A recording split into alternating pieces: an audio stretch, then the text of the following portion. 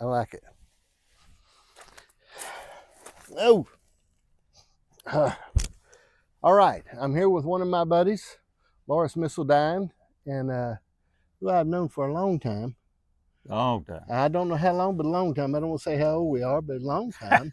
and and I'm gonna tell you something. There hadn't been anybody at a horse show that's been any kinder than you have been to me. I appreciate I mean, that. really, there's not been a time we've met that you hadn't brightened my day, made me feel better. I love you, brother. I love everybody. I just enjoy it. Yeah. I really enjoy it. I'm telling you, I just enjoy. You know, I've been sharing this a lot, and we'll talk about some stuff. But I've been sharing this a lot. You got to understand that we're only in that ring 7 minutes. That's exactly all right. right. But we're out here all the rest of the time of the horse show. That's among right. people, and right. You can't let all your joy hinge on that right. 7 minutes of ring time. But I'm gonna try to beat you when we're in. Well, now that's a whole different thing now. And if I don't win, I usually ain't happy for a little while. Okay, it takes me a while to get over it. Right. But what I mean is, when you take a look at things, these friendships and relationships we have out here are so important. It's grown a lot of families close together. It really is. How long you been fooling with these horses? Since I came to my first World Grand Championship, the first one in 1972. Go Boys Roadrunner was the first World Grand Champion, and I was there. Right. And we was down in Alabama at Decatur, at Priceville, and the ring it didn't have a top or anything. Right. And it was, you couldn't even get in that place. It was just, you couldn't find a seat. And it was really wild. Yeah. And I seen the time we'd want to come up here and we'd go to bed and say we're gonna leave in the morning. And Mother and Daddy was living at the time. We'd like to wake up at 12 o'clock, so let's get on the road. We couldn't get here fast enough. Right. But we really enjoyed the wrecking horse. Yeah. And I still do. And that's a day or so ago. Oh yeah, yeah. But now let's talk, when we talk about horses, talking about you had a World Grand Champion. Yeah, I had well, let's start off in 1977.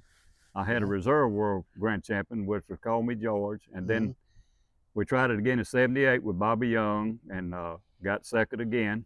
And then it took me a long time, and my life goal was to win this thing one time, and I finally did it in 212. Right. And it was just an honor. God helped me do that. Was it a real old horse you won on? No, I won on a 3-year-old. I know. That's what I was fishing for. He's the only 3-year-old. There's been some 4-year-olds. I think, what, 2, 3, maybe John? I don't know. But he was only 3, but he was so mature. He was a bad cat, wasn't he? Yeah, he was just mature. I mean, and we still got that horse. But he's a wrecking machine. He was a wrecking horse. He's a wrecking horse. No part of walking. He was just a good wrecking horse. He dropped that head back. I mean, he was a wrecking horse. Absolutely. He really was. Yeah. That's really neat. We were going to bring him up this year, but he, abscessed about 3 weeks, and it just made me and my daughter sick, But he's still a nice horse, getting a little age, but he hadn't been mistreated. He's really in good health. Yeah. We showed a horse that I used to have that they showed here, Mr. Evolution, the other night. Oh, I remember and he's him. 19 years old. Yeah, I remember and Evolution. Looked like just a young horse. And then last night, the only colt out of him won last night. Really? The only colt, Johnny Reb. Really? At Fleetwood bred, the only colt that he ever had. He won last night. And he was a racking machine too. I remember Evolution very well. It really was a lot of fun. Well, I'm telling you, I know you've been at it a long time. So when we think about horse shows and we think about horses, I mean, and it's everybody sees things different. I mean, what are some of the things that you've seen change in the horse show, in horse shows altogether? Well, we started off, and you couldn't even, going back to chains, action device. A lot of people, I hate to say chains, that sounds bad, but action device, and we didn't have it back, years ago. And then, we were bare-legged, and we could make them suckers step bare-legged. Took more time in the saddle. Now you had to ride. Right. And then, they voted in chains, and it's just changed in that era. Right. But I love a bare-legged horse. Right. I know. When I say bare-legged, people out there, it means nothing around their ankle. Right. Yeah. And let me make this comment. Don't want to offend anybody. I believe if we'd have stayed bare-legged, I believe we'd have been completely safe away from all what's going on now. That's my own opinion. Yeah. Well, I mean, and that's important, and it could, you don't know, it could have been. It makes a lot of sense. But it had gotten weak, and they thought chains would help, pick up, the attendance and all. Right. But the racking horse, when it started off, John, it was for families that could have a job, work their job, 8 hours or 10 hours, go home and ride their horse. If they work a night shift, they come in, ride their horse. They could load up the kids and take 2 or 3 horses and go to the horse show and have a great time. Yeah. Yeah, yes. and I've got 2 girls, and they love it to death. and it's kept them out of the road a lot of times. Right. You know, just having a horse, and Yeah. they still love it. Believe me. Well, I know it kept me out of a lot of trouble when I Yeah, was young. yeah. It It really, you don't know what it did, but I'm pretty sure that it did. When I think about the things in my life, and Yep. Because as soon as we got out of school, we hit to the barn, Right. and then we're so tired it's hard to get That's in trouble. He always said, you know, an idle mind is the devil's workshop. And, Right. you know, if you got something to learn now, these kids are on these phones, you know, Right. these tablets and all. Right. But, you know, but if you got a horse, and I just love horses. Yeah. You know, you got to clean their stalls out, you got Yeah. to brush them, you know. Yeah. But it's kept my daughters really, and one of them go show tomorrow night, probably 2 times, and then you know, my other one she's got some going tonight. But we really enjoyed the horses. That's really good, really good. And we try to, you know, the racking horse breeders. I love it to death.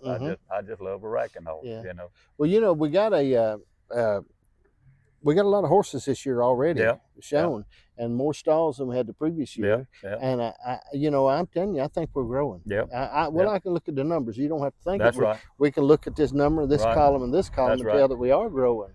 That's exactly and right. You can feel it. And I tell you what I see too. I see a lot of excitement and hustle and bustle around, don't you? Yep, a lot of excitement. You know, and I like that part. And you know, back in the day, and let me refer this, like you're doing a great job with the Speed Racing Association. Yeah, thank you.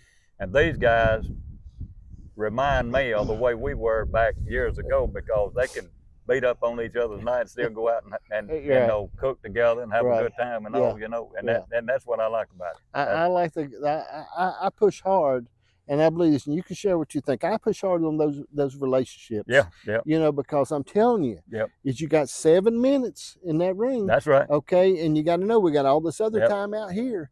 And it's important and I know this. Listen, man, I want to win. Oh, everybody does. I don't care if I don't think I'm going to win. I don't even care to show. That's right. Okay, I mean, why in the world if it's not trail right? That's exactly but if right. you want to win, we understand all that. But then in your life, when you think about stuff, these relationships that you make out here, they last a long time. Long time. Yeah. Long time. I mean, when I see you, I think of that. Yeah. Okay, I see you out there. Forever. You've been always the same. The same person I knew the first time I met you, and I don't like anybody to change on me. Okay. Well, I really appreciate you. I think about the history you've had, and the horses you've had, and well, when we talk about horses, what are some horses that really stand out that you've had that stand out in your mind? Well, like I say, call me George in '77. He was a great horse. He was probably 20 years ahead of his time. Really, I look back, the way they're traveling now and all. He's probably 20 years ahead of his time, and then I love the little horse, which my horse I won on is kin to Sunset Jubilee. That was a good little horse. That horse won when I saw him with Sunset Jubilee. I can't remember the year. They showed him flat shot. He won. He came back the next year, and they put a little pad on him. That's not much pad, and they won the juvenile with Larry Taylor. They came back the next year and won 15-2, and then they came back and won the big stake. He just climbed every year. He got better, and he's probably the one that I cherish the most. I mean, he was a tough horse now. I heard Jason Hughes. I was talking to him the other day, and we were talking about horses, and he said something that Billy Gray told him one time that really stood out to me. He said every horse has one great show that you really remember. Okay, and now you show them another 500 times, but they have one great show that everybody remembers and you remember. Isn't that cool? And I'll tell you the one that stands out in my thumb now, as far as one show that I remember. There's a horse, I think he was the 2nd world champion. He was a gelding. I think he's probably on the gelding that won it. And it was so muddy in that ring. Well, they came and showed him, the little boy rode him. Ralton Baker rode him, but his son or somebody, I think it was his son, rode him in juvenile class. He came in, lined up, he went out, and I told my buddy, I said, they come back. Make sure. All right, now we talk about different things, okay? When we think about this thing, what you do, okay, and you've shown for years. Right. Okay, I mean, when we talk about being able to show horses for all this time and do all this, is it because you're independently wealthy and you got a gold mine, or do you have one of them? You have one of them pumps in the yard that does the oil. No. I mean, how did you do all this? Well, I've worked hard all my life. I've done factory work for 43 years, and I'd start off with a horse. First horse I had that I carried to a show cost $750. And my daddy said, God, $750 for a horse, But his name was Blackjack, and he sort of got me on the map locally. Right. Yes, sir. And we came up here in '72 and didn't know what we had. We showed that horse in Sylacauga, and Joe Bright, he was the head of the ranking. He's the one that got it started. Very good man. And he came out, and I'd been showing down around Phoenix City, Columbus. We'd show ranking horses before they even started the association. And he said, I need about 20 like that registered. I said, you know, I come out of the ring. I'd won the state class, or championship. They call it championship in Sylacauga. And he was flagging me down. I didn't, who was that son of a gun, you know? And I went on down the road, and I said, he said, I need to give you some paperwork. We need that horse registered. I said, my daddy's right behind me. He gave me the paperwork. Anyway, we got him registered. So I brought him up here the first year I came. Yeah. And he got second in men's ranking that year, and that set me on fire. Yep. But I've been blessed with some good, you know, pretty good horses. Well, you still didn't answer me though. Where you got all the money to do this? Is an extravagant lifestyle. Okay. I'm not rich. All right. I mean, we're, you know, ain't nobody knocking the door down. But I'm comfortable, you know. Yeah. That down home where I live is fishing. And some people say, well, gosh, how you spend money on horses? Well, let me tell you, I can spend on horses just as well as you can on a boat. Yeah, okay? Right. That's my Absolutely. hobby. Yeah. And every guy out there needs a hobby. If you don't, you're gonna get bored. Yeah. You know, and or that's mean, my hobby. But mean or bored. Yep. Well, all right, then we've answered that because I wanted to know that. I want to know. I see people do this, all right? And I know and as you shared, you got something you really enjoy doing. I love it.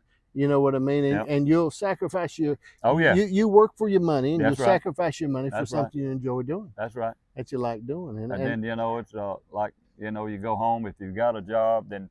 You're gonna get out and ride nowhere. You're gonna be playing with your horse or working your horse, you know, and you just And then my wife, she goes along with it. She's not a barn person now, but she don't object one bit. Yeah, you know. Good. And we get along really good. That's really good. do. Well, all right, you've took me into a topic I want to share about, okay? Because this is a touchy topic, but I think we need to share it. When we talk about marriage, all right, and we talk about marriage, what do you think makes a happy marriage? Okay, not one you just sort of exist in, but what do you think? Because you seem happy. That's right. All right, unless you're tricking me off a lot, you seem happy. All right, and your wife, and you guys, you seem happy. Yep. Okay, and what do you think? What do you attribute that to? You know what the main thing is? Give and take. Give and take. Okay. You can't be right all the time. She's not going to be right all the time. If I get ready to do something, we get ready to purchase a car or you know refrigerator or whatever, we talk it over. Right. You know. Right. And we don't never and some men tell, I used to work with men, you know, I got my money, you know, my wife got to make hers. No, we all put ours in the same pot. My wife never did have to really work, you know. She stayed at home, and she was more important to me raising my two girls. Right. They hadn't given me a bit of trouble. Right. And she was more important for me, you know, staying at home. And she probably knows how much I got in my pocket now. Right. I mean, we just don't keep any secrets. Right. We don't keep Yes, any sir. secrets. Yes, we sir. don't keep any secrets. Yes, sir. Yes, sir. Yes, we don't keep any secrets, and we try to have, we just talk a lot. Yeah. You know. Communication. If you got a wife and then you have a misunderstanding, and my daddy told me this, and one of you run out the door, well, I'm gone. Well, you in bad shape. You got to discuss it. It ain't a bed of roses now. Sir. But if everything ain't right, you need to talk it over. Yes, you know, you did wrong, I did wrong, you know, and discuss, and then you know, you're good to go. I like and that's what I've had to live through, you know. I've been married mine for 57 years. Man alive. Tomorrow makes 42 years for me. I'm married in 67, and I was a month before I turned 19 and a month before she turned 17, and the kids came along, and we grew up with them. And we've had a good life. We sure have. All right, now that was a fairly easy question, okay? Okay. And now I'm going to go with a little bit of harder question because I feel like we need to get this out in the open too. All right. All right. If you come to you being a better husband, I mean improving, where she would say, man alive, he used to be this, but now he's doing this. Right. What do you feel? Now, you're not something you are doing, but what could you do better? Oh yeah, see, I knew we're getting a little farther into it. Well, here, I don't want to spoil nobody now. What would make you a better husband? What do you think? John, that's a hard one. I know it is. I've been a pretty good guy now. Yeah. And we make music too. Well, now it's all right to say you're as good as you can get. I'm not saying that. But my wife enjoys music. Right. And I go back and tell you, me and her have been in bars, we've been in clubs a lot. but it sort of clashes with the horse show during horse show season. Right. And we've had good country music bands. We played from Atlanta, Georgia, all the way back to Panama City. You know, most of those clubs. But let me ask you before we go too far. Now you're still not. Well, you're not with me here, and I don't give up real easy. I'm not that good, but I ain't a quitter. I mean, do you pick up after yourself? Yeah. I mean, do you wash any dishes around the house? No, I don't wash dishes. I'll tell you why I don't wash dishes. Okay, tell me why. That was my job. I was the only son for 15 years. Okay. And I had to wash. I don't wash any dishes. All right, so we don't wash no dishes. She takes that. And you're not planning on it. No. Okay. All right. No. Do you take the garbage out? Yeah. Okay. Yeah. Do you cut the grass? Yeah. Okay. Do you ever run a vacuum cleaner? No. Okay. All right. And you don't plan on that? Okay. No. I have a little trouble with that too. All right. Right. What about the clothes washing? Do you ever wash? No, she does. Okay, all see, that. I don't do that. Yeah. I can't understand that washing machine. It I don't either. beeps. It beeps all the time. I don't understand that. Well, I'm telling you, you're awfully close. But I mean, listen, you're not a spring chicken now. You ought to be good by now. You should have worked out the bugs. Yeah. So I think you have. Yeah, I think so. I like that. Yeah, but we only problem we have agreeing what we're gonna have for supper sometime. Oh, that's $1 million question every day. Do you do any cooking, or she do all the cooking? No, she does all the cooking. Yeah, and brings it to me if I want her to. I'm gonna tell you. See, I don't. I think we might have get you to write a book. I'm gonna get that. When I get up in the morning, no joke, I come to my chair and I love to watch the news. You know, and I usually watch Fox or Newsmax. You know, and I like to hear them talk about Trump. You know, and all that stuff, but she'll get our coffee. She'll make my coffee. She knows how much sugar, how much cream. She'll bring it to me, and I'll sit there for a few minutes. Then I'll put my shoes on. Then I'm out the door. You know, I'm out her way. You know. Yeah. But if I'm right there. You know, if she needs me. You know. Well, I think, and again, now we have to understand. I've interviewed some young men. They had a lot farther to go than what you got. Yeah. Okay. But see, you're at the point where you ought to have straightened up by now. Oh yeah. Really been a lot better. Maybe she whipped you in shape. We don't know. You subconsciously, she might have straightened you up. Absolutely. Yeah. I like my daddy was a holiness preacher, so my values is you know, I don't do exactly like I should, but if I don't, it's still in my heart. I saw I done messed up. You know. I like that. But I was raised really, really well. Yeah. It was church. You know, we went to church on Wednesday night, Saturday night, Sunday morning, Sunday night. There's a revival every night. You know? Yeah. And that's the kind of life I've had at your head. I like that. I mean, I think it's beautiful. Well, all right. We've covered some big topics here, all right? But now, tell me about kids. Tell me about your girls. Connie came along and, you know, we were, well, let me just, some people don't realize this. My mother, she was real old-fashioned. Well, we got married in February the 4th. And then our birthdays, my birthday is March the 4th, and my wife's is March the 12th. Connie's is March the 27th, and Carol's is March the 1st. So all our birthdays. But anyway, when I got married, and my mama, she said, "Now I'm gonna tell you," she said, don't come up. We're a small town. She said, "Don't come up and have a young one right to begin with, because everybody in town, you know, think you had to get married." And it was Connie, we got married on February the 4th. The next March the 27th, she was born. Right. So there we had she was real old fashioned now. You was pretty close in there. And then she was born, and she came along, and then it wasn't long after that, for 2 years, Carol came along. Well, let me ask you now, and you can be honest. She might not even see this. Was Carol pretty mean growing up, or she likes? Yeah, Carol was a little mean now. She got a temper. She seemed to me like she's very intense about stuff. Yeah, she does the same. But now she seems and to love everybody. Love everybody, and you can Yeah. meet Carol, and she'll if she don't even know anybody, if you're with her about 30 minutes, you think you've known her for 10 years. You know, she's always. And Connie, you know, she's a little, you know, she's really a good girl though. Right. Connie works hard. She's a good girl. Both of them are really good. I got to know Carol more than Connie. Carol's a little more. She's a little more. She'll fire up. Yeah, I like the way you're trying to say that real careful. Yeah. That's really. I mean, she seems very intense. Yeah. I tell you what, she is. She's a go-getter, ain't she? Oh yeah, Well, both of them are. Yeah. Both of them really. That's you know, good. They do good for themselves. That is good, both of them. Hey, I didn't spare nothing with them now coming up. Yeah. Now I'd get on that booty now. I mean, you know. They seem like they. You know, youngers nowadays, John, they just don't get enough discipline. I don't think. Yeah. You know, but if they messed up, you know, they pretty well they know what my boundaries were. Yeah, I think we got That's some big challenges nowadays because we got so many kids being raised by grandparents. That's right. That's right. Okay, and I know it's hard. I mean, listen, man, Yeah. I don't even want to think about it. Yeah. And I know things happen in families that you can't help, and you can't help. That's right.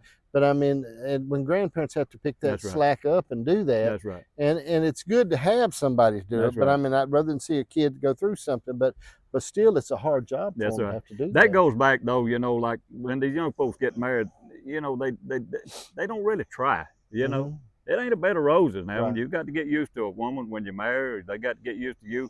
And you really, really don't know anybody till you're behind closed doors Right. 7 days a week, Right. 24 hours a day. Absolutely. You know? And they just, you know, they get back, and then some of the mamas and daddies makes it too easy for them to go back home, you know, and you know, they're just, like I said a while ago, they'll go out the door, I'm gone, you know, well, you in trouble then, you know, and we just didn't never do that. Well, I think what happens sometimes too is, I mean, and I've shared this a lot. I mean, people got to learn how to be good to each other. That's right. Okay. That's now right. listen, me and you are friends, and right. but you would have a hard time getting me to say a cross word to you. Right. Me too. You really would. Me too. So, and I love my wife. Yeah. Oh yeah. So I try to. I know you love her. I can tell. So I want to make sure that I Yeah. don't say that mean to her. That's okay. right. That's right. But I think what we have to do is when we do, we have to catch ourselves That's and right. correct ourselves. That's right. We have to say, hold on just a second. That's right. And I apologize a lot. Yeah. Okay. Yeah. I mean, Yeah.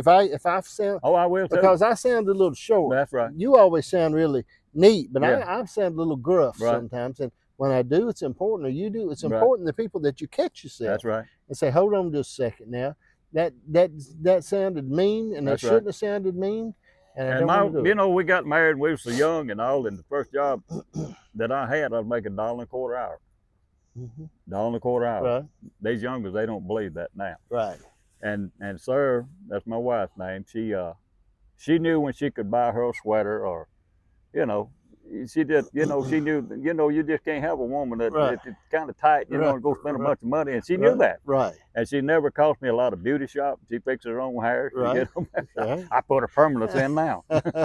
You could have went without telling that, but that's all right. That's all right. But I mean, that's what she's happy with it, you know. And my son-in-law colors my daughter's hair. He colors, really? and he colors Gus's hair. And I told him, don't share that with everybody. But she'll get everything ready, rolling everything. Right. Come on, spray this on. You know, that's what I do. I Yeah. put stuff on there. And then, but she had never been really a high profile, you know. Right.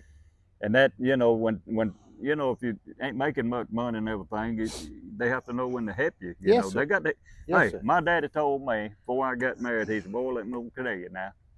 He said, he said, a sorry woman can throw it out the back door in a spoon quicker than you can bring it in the front door in a wheelbarrow. Yeah. Do you agree? Absolutely. I mean, right. You know, and that's absolutely the truth. It really is. I've seen that happen to some of my buddies. Yeah. You know? I see it happen too. I mean, and see, financial problems will separate you too now. Yeah. And it brings a lot of pressure. Yeah. That's really, when you talk about horses and you talk about doing something that's as expensive as horses, Right, okay? right. And if you've got somebody with you, or a husband or a wife that don't understand that, and that's you're in trouble. You're in trouble. Yeah, You really are. Well, you got to buy hay, you got to buy feed, you know, and you know, when it used to years and years ago when, you know, things were kind of tight, she said, "What you want for Christmas?" "Oh, I want me a blanket, or I want me a new bridle." "You always want something for a horse, you know." But I mean, that's what I wanted, you know. And then she'd come up and she'd buy me something, you know, like I always wanted something for my horse, and I was satisfied. That's neat. Yep. I think that's really good. That's absolutely happened in my life now. Yeah, I mean that's very interesting, and yeah, it really is. So Carol was a little bit tough, okay? She is now. Right? Yeah. I know that. I understand, and I'm saying that real nice. Yeah. I like her. I really like Yeah. her. She's a friend of mine. Yeah. Okay, she really is a friend of mine. I think, but man, she's a go-getter too after stuff. Yeah. I watch her stuff. Now I watch her with things. All right, we covered some big topics. All right, and now let's cover this one. You tried to trick me into going into this one just a minute ago. Let's talk about music just a little bit. Okay. What kind of music do you like? I like the old country and a little southern rock. Okay. A little Leonard Skinner. Now, I was going to say little Leonard Skinner. We play a lot of Leonard Skinner. Charlie Daniels. You know, some of his stuff, but this new stuff, I don't, you know, I just don't get into it. I can't keep up with a lot of it. I love, people don't realize this, and he didn't get a whole lot of recognition. I love Johnny Paycheck. All right. He's one of my favorites. And Don Williams. I love Paycheck, you know, but I like George and Merle. You know, we play all that stuff, you know. You know, I listen to a lot of Dr. Hook right now. Yeah. I listen to a lot of Dr. Hook, and I enjoy that. And some of them songs you couldn't get by with nowadays. That's But right. I mean, I listen to some of that, and I like the Eagles. I got. Oh, to, I love the Eagles. I Yeah. got to see the Eagles Yeah. in concert. I love the one Eagles time. and I love the Bee Gees too now. Right. I enjoy all But that. their stuff is hard to play now. I'm telling Yeah. you. I We always try to play to about 5-6 piece band, you know, and Right. then as you go into some of the, you know, stuff like that, you got to have horns, you know, and then it requires the club had to pay you more money, you know. Right. And right. we made some good money making music, you know. And Huh. Well, I know I've got to hear you some before, some late yeah, night at the horse show. we've had some real, but when you get a real good band, and I call it getting tight, when everybody gets tight, we have had some really good. We've had some good bands. We had some good. It's good. In fact, Hank Jr.'s piano player Dixie Hatfield, he was from my hometown, and he played with us. After he left Hank, the Bama band, they were the Golden Band of the Year, you know, several times, and he played with us for about 4 years. Huh. Dixie did, and then his lead guitar player Lamar Morris, he hadn't been long passed away. He lived in Auburn.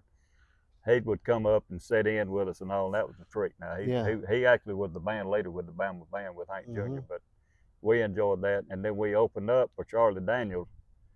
We won the Battle of the Bands, and that was probably a highlight. And another highlight, we went to, they was looking for a Patsy Cline tryout in Nashville, and we used to go up to Nashville a good bit, you know, just hang out. And Sarah went up there, my wife, and there was 228 girls showed up, and she got in the top 10. Yeah, so, that's, that's pretty good. You better believe it's pretty good. Yeah, and we were tickled over that, so we come on back home, you know. Yeah.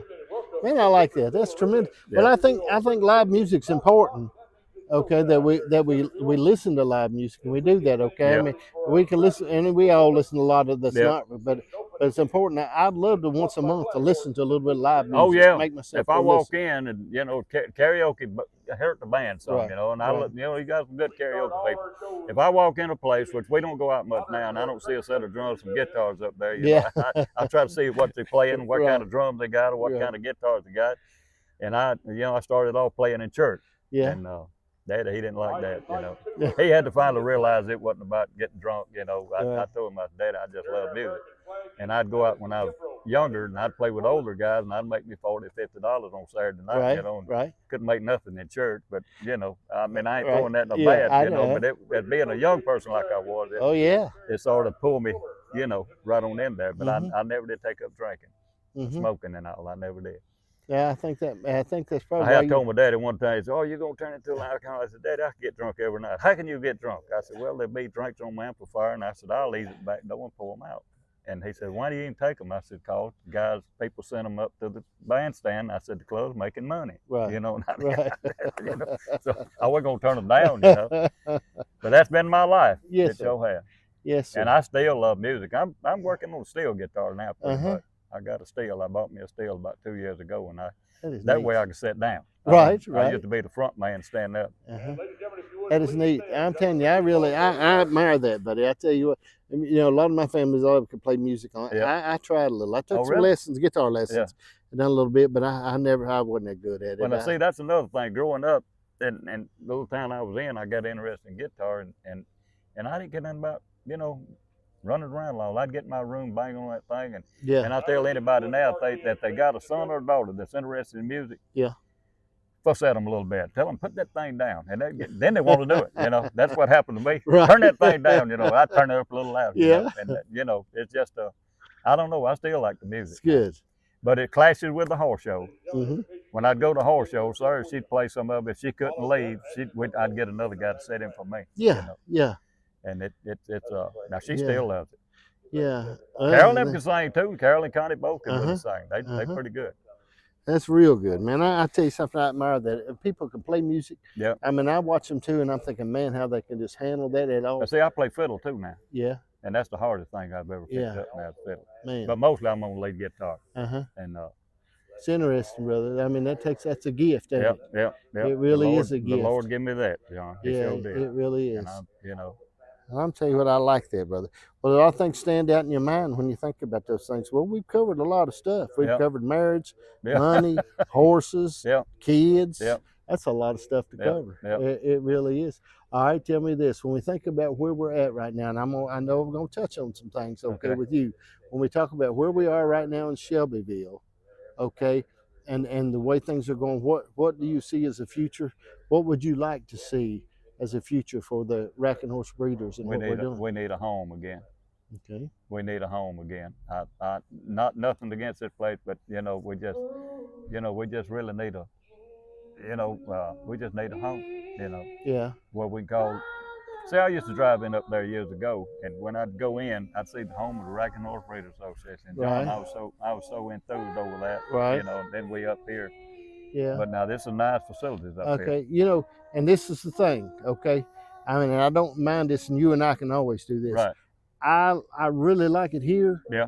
But one reason I like it here is this is horse show country. Oh yeah. It's more horse show country than any place in the United States. Well, I really like believe. in the mornings and all, if you kind of get bored, you can ride out and go to Walking Horse Barn. Might run up on your nice horse. See? And This that is horse show, nice now. and you can't find that a lot of places. Yeah. And if you need your suit fixed or you need a new saddle, Yeah. there's horse. And these people know about horse show business. Absolutely. Okay, they really do. And I know I campaign a lot for it here. Okay, now I know it costs money. Right. But you and I both know if you want good stuff, it costs money. Oh yeah. You can't. Anytime you try to get something for nothing, it don't work. Through life, nothing stays the same. Exactly. And that's what you have to. Nothing stays the same. There's a lot of changing. There's been a lot of change in my lifetime, and it's gonna always be. Things don't stay the same. But I like it here. But, I tell you what I think too is when we talk about these barns, not the barns that we're standing in front of right now, but these barns and stuff are beautiful. Oh yeah. And they keep it up. It just seems, and like I said, we got covered arenas, right? Multiple covered arenas, places to warm up, place to ride. Yep. And these people here have been so kind to us, to Racking Horse Breeders. I don't know. I like it. I just enjoy. And I know what you're saying. And now listen, you more than me, okay, because you've been there for so long. When you think about Decatur and you think about that, that's where your heart and that's where your memories are. Right. Okay. Well, we had our own barn, and we knew where we were going to be every year. Right. We knew what to bring to decorate. And that's just, it's a little different, but nothing stays the same. No, anymore. it don't do it. Nothing but the blue jeans out. But I just want them to keep the Racking Horse. I'd like to see them keep growing. That's the main that's thing, exactly. And I know that's always been something you've shared with me. I want it to grow. I'd like to see them stands full like it used to be down in Priceville. That's we got to have spectators too. And then down when it was so full down there, spectators. I've seen the night I showed George in 1977, they parked in the south end down there, and they was women actually strailing their husbands, and they wanted a piece of it, Right, wanted to see. And then they'll go look for a horse, and then it's just a lot of enthusiasm going on. Yes, sir. And I think, of course, what we all were in here, the world changed some. Oh yeah. But I mean, but I think there's more people in the stands than what we think here. Well, yeah. I mean, I look at them. They're all bunched together. It's just so scattered out. Yeah, that's true. Well, I tell you, Larris, I appreciate you. I really have. I mean, I enjoy sitting down with you. And we ought to do it more often. It's me and you, and take a lot of time and do it. I enjoy it. I did too. I enjoy people. And I think the world of you too. Buddy, I appreciate you've always done. You've always been nice to me. Never turn your nose up at me. Always thinking I'll do, and I'm the same way. I do. I've always appreciate your family completely, and I loved your horse when he won. Okay, I appreciate that. I loved that little sucker. He's just like a little rocket. Oh, he's a bullet now. Okay, and right out of his shoulders. Okay, I mean he come right out of his shoulders, and his head reared back. Oh yeah. And he wasn't sitting there just like this. Okay, right. I mean that sucker was reared back and looked like a little machine. That's right. And he was a good one. He was good that night. Yeah, and again, Billy Gray said they all have one night. That's right. That's great.